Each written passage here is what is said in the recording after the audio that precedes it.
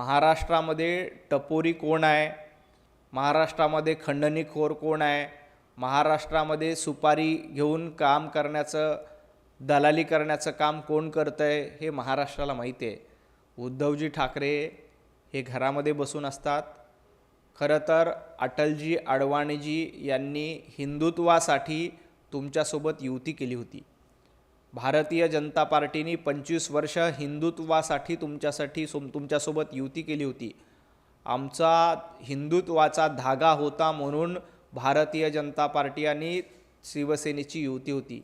परंतु आज उभाटा गटाचा आणि हिंदुत्वाचा काय संबंध आहे? यांनी हिंदुत्वाला तिलांजी देऊन, बाळासाहेब ठाकरे यांच्या विचाराला तिलांजली देऊन या ठिकाणी काँग्रेसच्या मांडीला मांडी लावून बसलेत. त्यामुळं तुम्ही आता भारतीय जनता पार्टीसोबत युती करू शकत नाहीत. तुमची कितीही इच्छा असेल की भारतीय जनता पार्टीशी आम्ही युती करावी, परंतु ते शक्य नाही. जोपर्यंत तुम्ही हिंदुत्ववाद स्वीकारत नाहीत, जोपर्यंत बाळासाहेब ठाकरे यांचे मूळ विचार तुम्ही स्वीकारत नाहीत, तोपर्यंत उभाटा गटाशी युती करण्याचा प्रश्नच येत नाहीत. बाळासाहेब ठाकरे यांचे विचार पायदळी तोडवण्याचं काम संजय राऊत आणि उद्धवजी ठाकरे यांनी केले. तुम्हाला आता हिंदू प्रिय नाही आहेत, तुम्हाला आता जनाब प्रिय झालेले आहेत. त्यामुळे संजय राऊत हे जनाब झालेत, उद्धवजी ठाकरे जनाब झालेत आणि त्यांना आजान स्पर्धामध्ये, याकूब मेमनच्या कोबरीचं सुशोभीकरण करण्यामध्ये, औरंगजेब फॅन क्लब चालवण्यामध्ये इंटरेस्ट आहे. जोपर्यंत ते हिंदुत्ववादी भूमिका घेत नाहीत तोपर्यंत यांच्याशी युती करण्याचा प्रश्नच येत नाही आहे. नाही, झुरळ जनता पार्टीची आज बैठक आहे.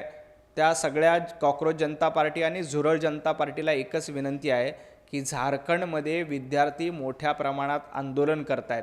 झारखंडमध्ये पेपर फुटी झालेली आहे, तिथल्या लोकसेवा आयोगाचा पेपर फुटलेला आहे. या झारखंडमधल्या आंदोलनाला अभिजित दिपके आणि त्यांचे समर्थक आंदोलनामध्ये सहभागी होणार आहेत का? पंजाबमध्ये पेपरफुटी झाली, अभिजित दिपके मूग गिळून गप्प बसलेत आणि सांगतायत की मी आजारी असल्यामुळं त्या ठिकाणी जाऊ शकत नाहीत. भारतीय जनता पार्टीचं जिथं सरकार असतं तिथं अभिजित दिपके लगेच तानकन उठतात आणि आंदोलन करायला बसतात. जरा ही त्यांची कोर कमिटीची बैठक झारखंडमध्ये घेतली असती आणि झारखंडच्या विद्यार्थ्यांच्या समर्थनामध्ये ही झुरळ जनता पार्टी आणि कॉक्रोच जनता पार्टी उतरली असती तर बरं झालं असतं. तुम्ही ढोंगी नाही आहेत हे सिद्ध झालं असतं, कारण तुम्ही अरविंद केजरीवालांच्या इशाऱ्यावरून काम करतायत. हे महाराष्ट्राला माहिती आहे, देशाला माहिती आहे. त्यामुळं आजच्या कोर कमिटीची बैठक घेताना त्यांनी सांगितलं पाहिजे की आम्ही आता उद्यापासून झारखंडच्या मुख्यमंत्र्यांच्या विरोधामध्ये आंदोलन करणार आहोत आणि झारखंडमध्ये देखील जोपर्यंत शिक्षण मंत्र्यांचा आणि मुख्यमंत्र्यांचा राजीनामा होत नाही तोपर्यंत उपोषणाला बसणार आहोत, असं त्यांनी आजच्या कोर कमिटीच्या बैठकीमध्ये ठरवायला हवं. संजय राऊतांनी आधी सांगावं की दिबा पाटलांच्या नामांतराला कुणी विरोध केला होता. दिबा पाटलांचं नाव देऊ नये यासाठी संजय राऊतांनीच पत्रकार परिषद घेतली होती आणि पत्रकार परिषदेमध्ये सांगितलं होतं की नवी मुंबई आंतरराष्ट्रीय विमानतळाला दिबा पाटलांचं नाव देऊ नये ही भूमिका संजय राऊत यांनी घेतली होती. त्यामुळे संजय राऊतांनी दिबा पाटलांच्या नामांतरावर न बोललेलं बरं. योग्य वेळी केंद्र सरकार या संदर्भात निर्णय घेईल. राज्य सरकार देखील त्याबद्दल सकारात्मक भूमिका मांडते.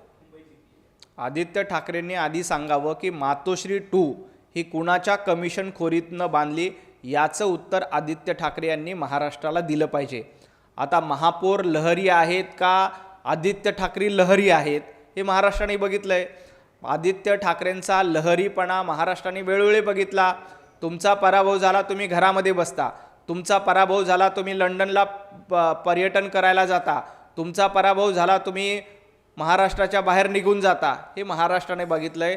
त्यामुळं लहरीपणा कोण करतंय तर आदित्य ठाकरे लहरीपणा करण्यामध्ये नंबर 1 आहेत. त्यामुळं त्यांनी महापौरांवर टीका करू नये. आणि राहिला प्रश्न उधळपट्टीचा, तर मुख्यमंत्री देवेंद्रजी फडणवीस साहेब मुंबईचा कारभार अतिशय चोखपणे बघतायत. कुठेही उधळपट्टी केली जात नाही.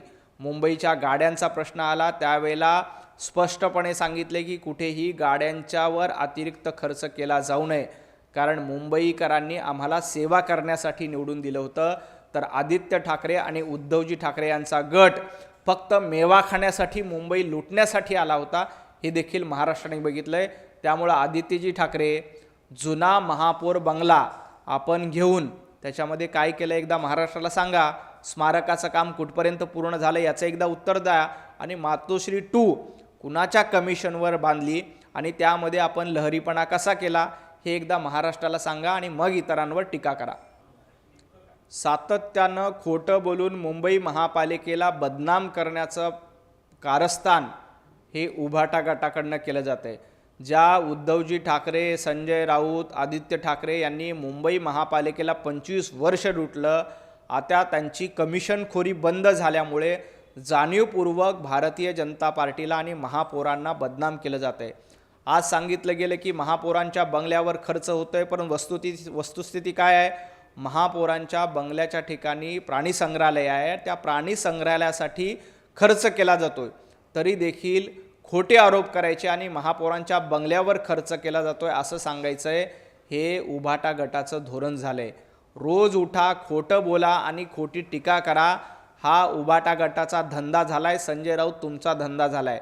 कुठेही अतिरिक्त खर्च होऊ नये यासाठी स्वतः मुख्यमंत्री देवेंद्रजी फडणवीस साहेब पुढाकार घेत आहेत. देवेंद्रजी फडणवीसांनी सातत्यानं मुंबई महापालिकेमध्ये पारदर्शक कारभार झाला पाहिजे आणि मुंबईकरांची सेवा करता आली पाहिजे, यासाठी भारतीय जनता पार्टीचे महापौर असतील, सभागृह नेते असतील किंवा नगरसेवक असतील त्या दृष्टीनं काम करतायत. सेवा करणारी भारतीय जनता पार्टी आहे. तर 25 वर्ष मुंबई लुटून मेवा खाणारी उभाटा गट होतं. त्यामुळं कुठेही अतिरिक्त खर्च केला जाणार नाही. काही ठिकाणी अतिरिक्त खर्च होत असेल तर निश्चितपणे त्याच्यावर काटकसर केली जाईल. महापौर बंगल्यावर अतिरिक्त खर्च होत नाही, त्या प्राणी संग्रहालयावर खर्च होतो, याचं भान टीका करताना विरोधकांनी ठेवलं पाहिजे. ज्यांनी 25 वर्ष मुंबई लुटली आणि 25 वर्ष मुंबई लुटून मातोश्री 2 कुणाच्या कमिशनवर बांधलं याचं उत्तर एकदा उद्धवजी ठाकरे, संजय राऊत आणि आदित्य ठाकरे यांनी दिलं पाहिजे आणि मग भारतीय जनता पार्टीवर प्रश्न विचारले पाहिजेत. परमवीर सिंगांनी तुमच्या सरकारच्या 100 कोटी वसुलीचं भांडं फोडलं होतं. रोज 100 कोटी वसुली करण्याचं टार्गेट हे तत्कालीन गृहमंत्री अनिल देशमुख यांनी पोलिसांना दिलं होतं. संजय राऊत त्यावेळेला उद्धवजी ठाकरे मुख्यमंत्री होते. आता देखील 2019ला पोलिसांच्या वेतनामध्ये करोडो रुपयाचा घोटाळा झाल्याची बाब समोर आली होती. त्यावेळेला मुख्यमंत्री उद्धवजी ठाकरे होते, गृहमंत्री अनिल देशमुख होते. हा 100 कोटी वसुलीचाच भाग होता. रोज 100 कोटी वसुलीच्या टार्गेटचा भांडाफोड कोणी केला असेल तर परमवीर सिंग यांनी केले.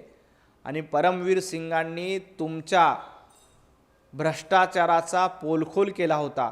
आणि ज्या पद्धतीनं पत्र लिहून त्यावेळेला कळवलं होतं की रोज 100 कोटी वसुलीचं टार्गेट हे महाविकास आघाडी सरकारनं, तत्कालीन गृहमंत्र्यांनी, आणि त्यांचे मोरके कोण होते तर उद्धवजी ठाकरे हे होते. उद्धवजी ठाकरे रोज 100 कोटी वसुली करणारे तुम्ही, आणि तुम्ही देवेंद्रजींवर टीका करतायत.